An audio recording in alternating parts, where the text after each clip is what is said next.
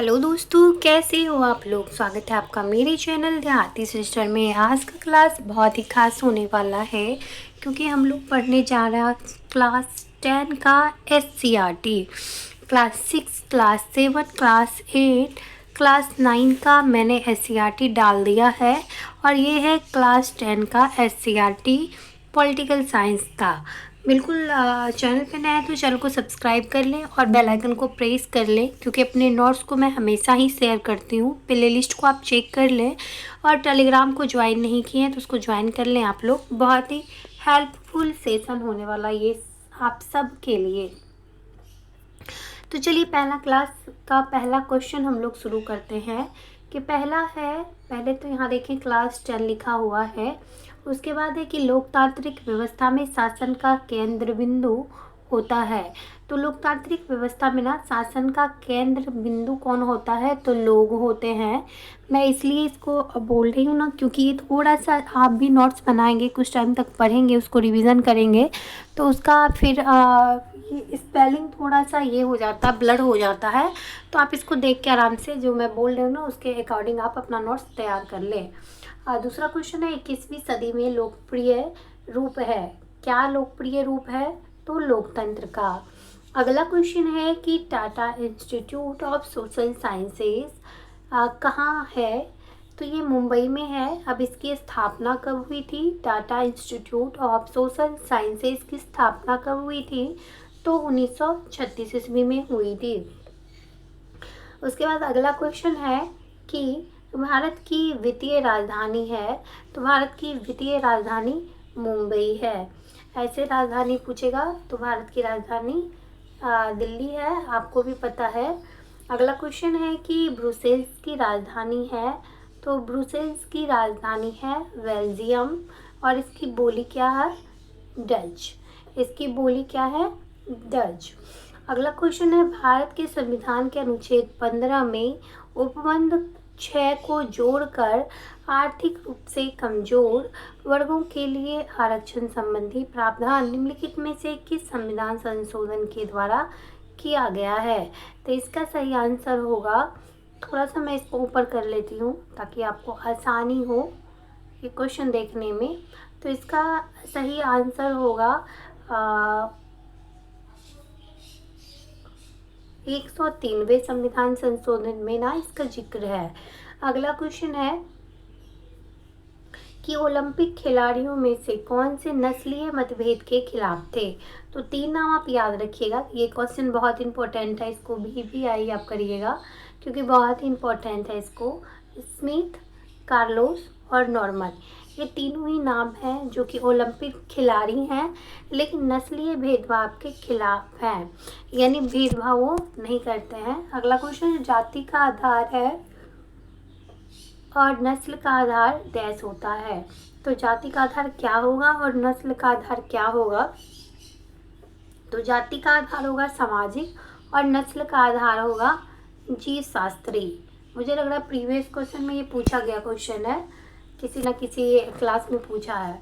अगला क्वेश्चन है भारत में सामाजिक विविधताओं के लिए निम्नलिखित में कौन से कारक उत्तरदायी हैं, तो इसका सही आंसर है भाषाई व सांस्कृतिक विविधताएं। अगला क्वेश्चन है, आई होप आपको ये क्लास बहुत अच्छा लग रहा होगा। इसे बनाने में थोड़ा सा मुझे प्रॉब्लम होता है क्योंकि मैं भी अब तैयारी शुरू कर दी हूँ PCT का, थोड़ा सा वेट करें क्लास के लिए। अगला क्वेश्चन है प्रोटेस्टेंट और कैथोलिक किस धर्म से संबंधित है, तो ये ईसाई धर्म से संबंधित है। उसके बाद अगला क्वेश्चन है प्रथम पिछड़ा आयोग का गठन किया गया, तो प्रथम पिछड़ा आयोग का गठन किया गया था काका कालेलकर के द्वारा 1953 में। उसके बाद मंडल सिफारिश,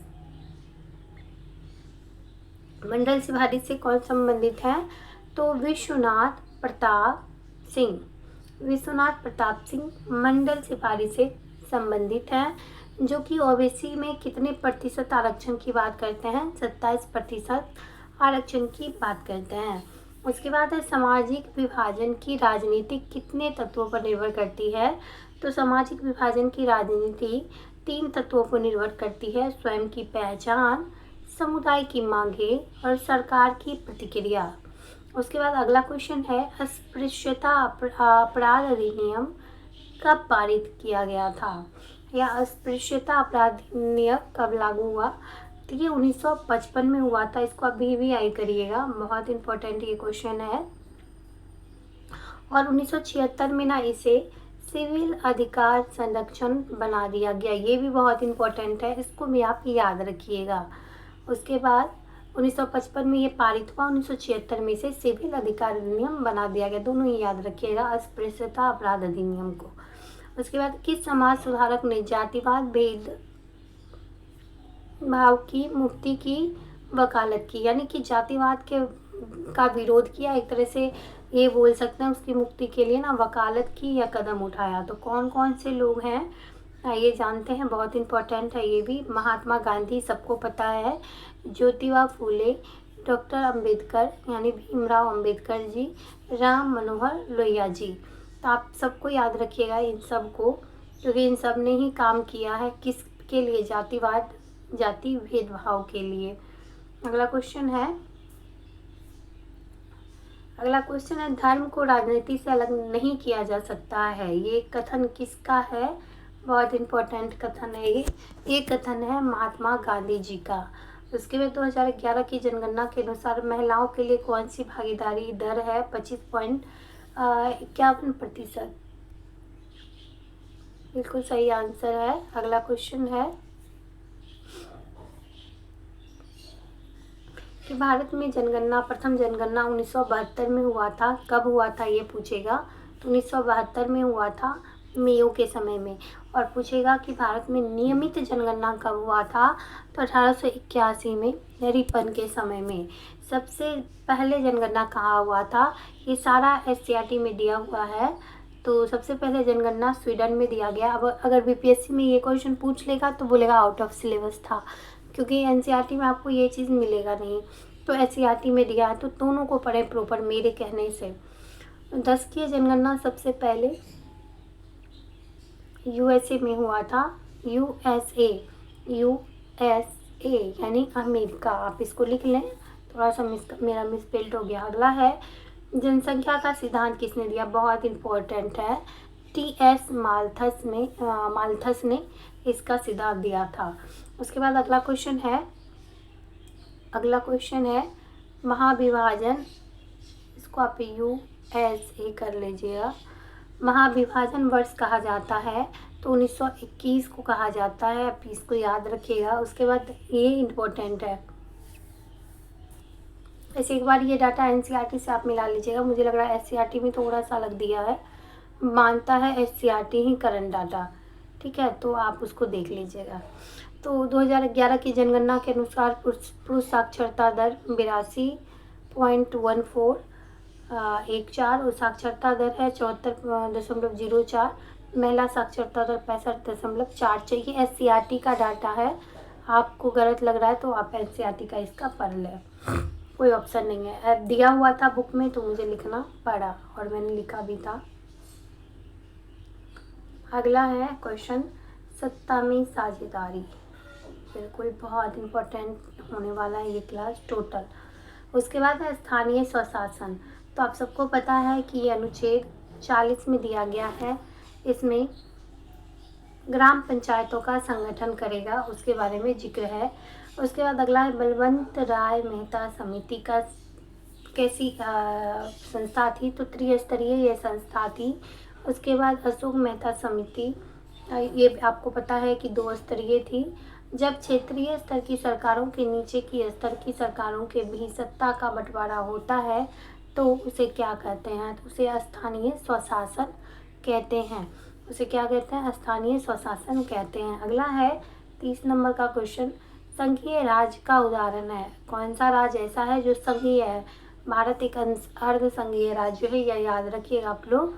तो ऑस्ट्रेलिया, स्विट्जरलैंड, USA, जर्मनी, और इसमें भारत भी दिया है।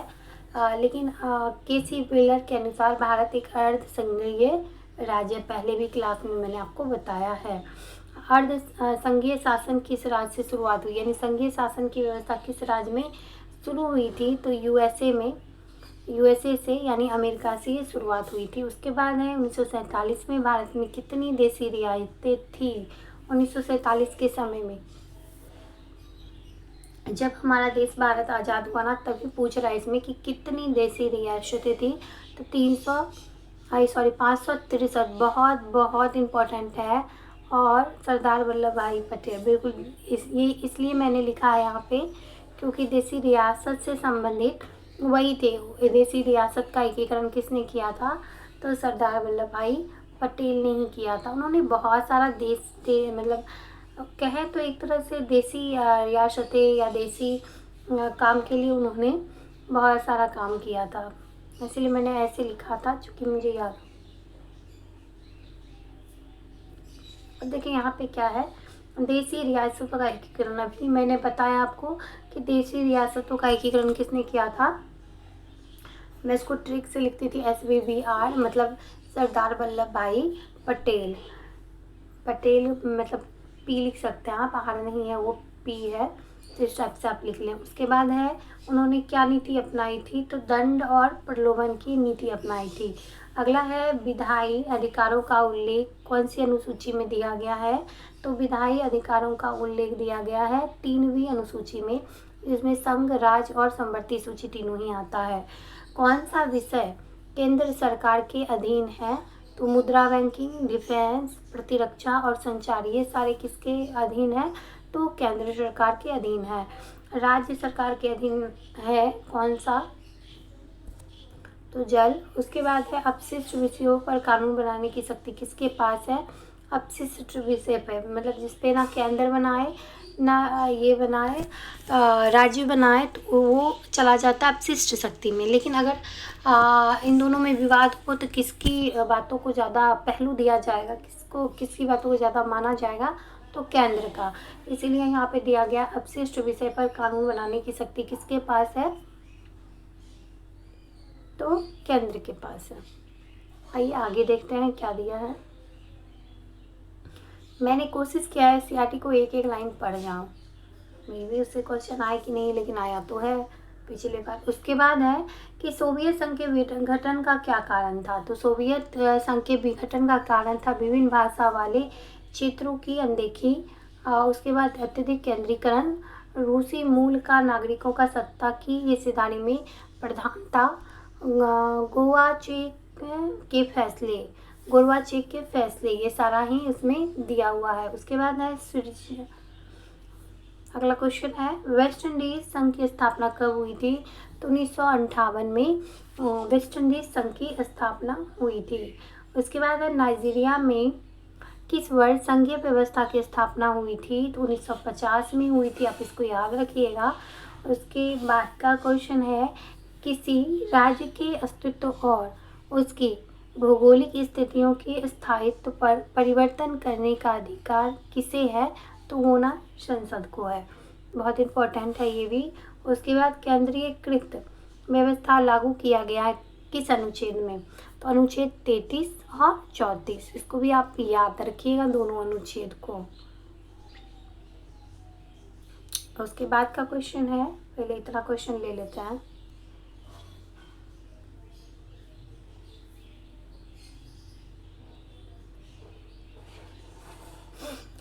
कि 1980 के दशक में किस दो राज्यों की निर्वाचित सरकार को केंद्रीय सरकार ने बर्खास्त किया था?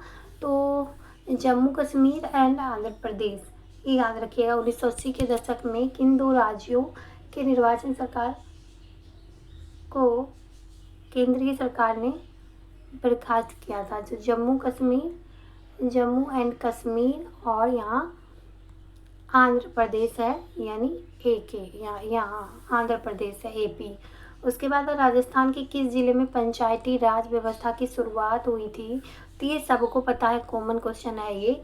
राजस्थान के नागौर जिले में जवाहरलाल नेहरू के द्वारा ये रखा गया था। इस व्यवस्था की शुरुआत की गई थी बलवंत राय मेहता कमेटी की अनुशंसा पर। ये पूछेगा आपको पंचायती राज व्यवस्था की शुरुआत किस कमेटी की अनुशंसा पे हुआ था? तो बलवंत राय मेहता कमेटी की अनुशंसा पे हुआ था। कहाँ हुआ था? तो राजस्थान के नागौर जिले में सबसे पहले हुआ था। कब हुआ था? तो 1959 में हुआ था। अगला क्वेश्चन है ग्राम पंचायत। ग्राम पंचायत का गठन कितनी आबादी पे होता है? तो 7,000 पे।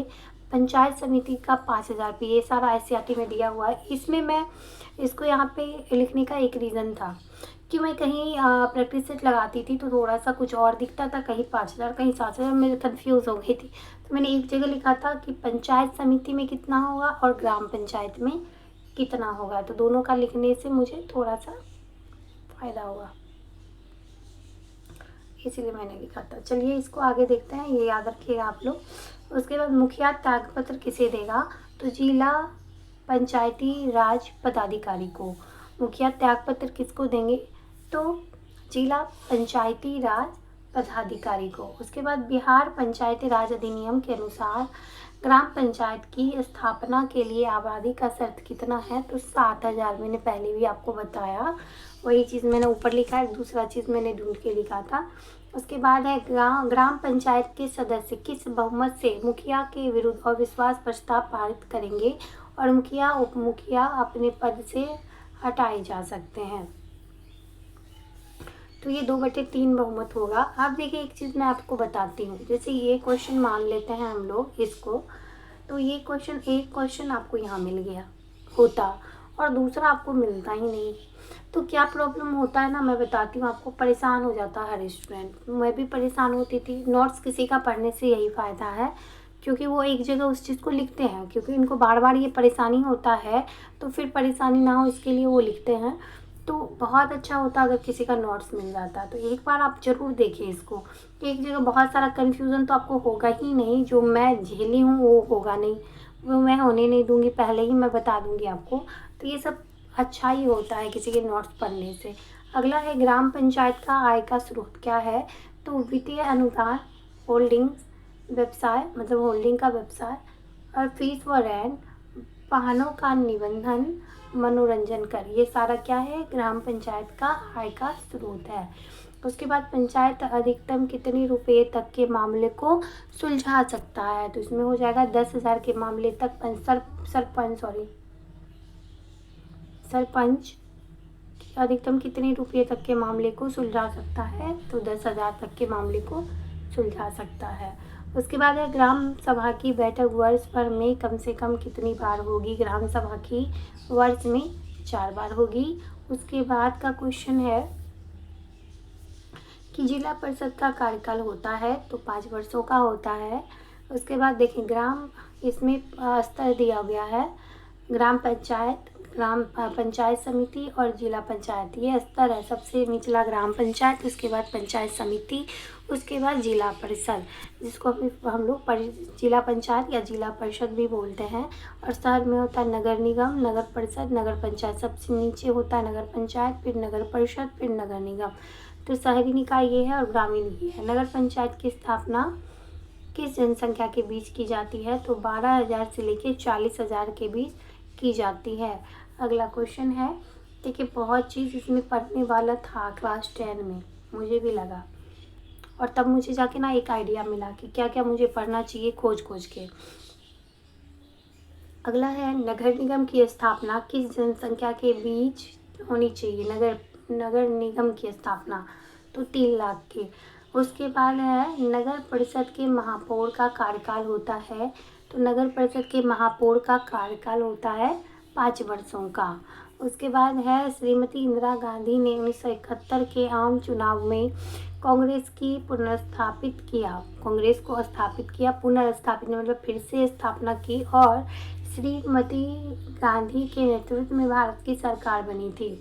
ये कौन सा लोक सेवा आम चुनाव था? तो ये 5वीं लोक सेवा आम चुनाव था, आप याद रखिएगा इसको, ये बहुत इम्पोर्टेंट है। ये भी था और ये भी, कि हाँ ये भी था। मैं तो बोलती इस चैप्टर का हर चीज़ इम्पोर्टेंट मुझे लगता है, अगर टिक लगाओ तो मैं सबको लगा दूँ। 1975 के आपातकाल के समय राष्ट्रपति कौन थे? तो फरुखुद्दीन अली अहमद थे। 1975 में जब आप राष्ट्रपति का कार्यकाल देखेंगे ना तो उनका ही था, फरुखुद्दीन अली अहमद का। उसके बाद लोकतंत्र में जनसंघर्ष की सहायता राजनीतिक संगठन कौन करेगा? तो राजनीतिक दल, दबाव समूह, आंदोलनकारी समूह और हित समूह, ये सभी मिलके इसका संगठन करेंगे। उसके बाद है 1977 के आम चुनाव में बहुमत मिला, किसे मिला? किसे मिला? तो जनता पार्टी को मिला। एक क्वेश्चन मैंने यहाँ इंक्लूड किया है, गैर कांग्रेसी सरकार 1977 में आई थी कि मोरारजी देसाई का, आप इसको भी लिख लीजिएगा। ऐसे मैं सबको हटा के इसको घेर देती हूँ। इस क्वेश्चन को आप लिखिएगा, गैर कांग्रेसी सरकार कब 1977 में इसका गठन हुआ था? मोरारजी देसाई के नेतृत्व में। अगला है कि 1975 में दिल्ली में आयोजित संसद मार्च का, बिल्कुल ये याद रखिएगा, संसद मार्च का नेतृत्व किसने किया था? तो जयप्रकाश नारायण ने किया था। किसने किया था? तो जयप्रकाश नारायण ने संसद मार्च का नेतृत्व किया था। यहाँ पे देख लिया, मैं लिख दी।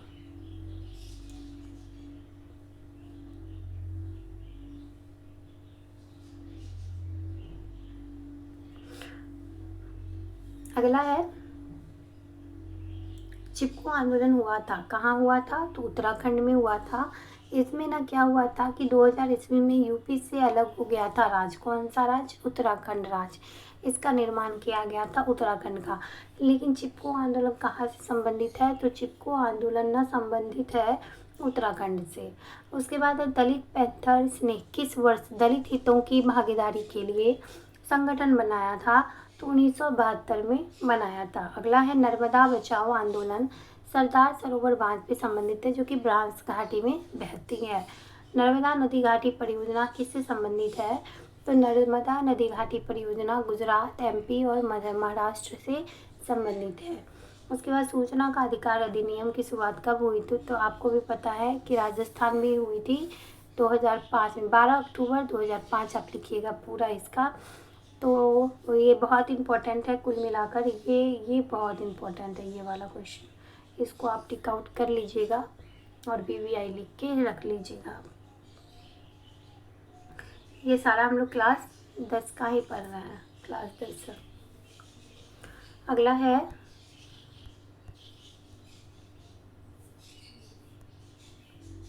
अगला है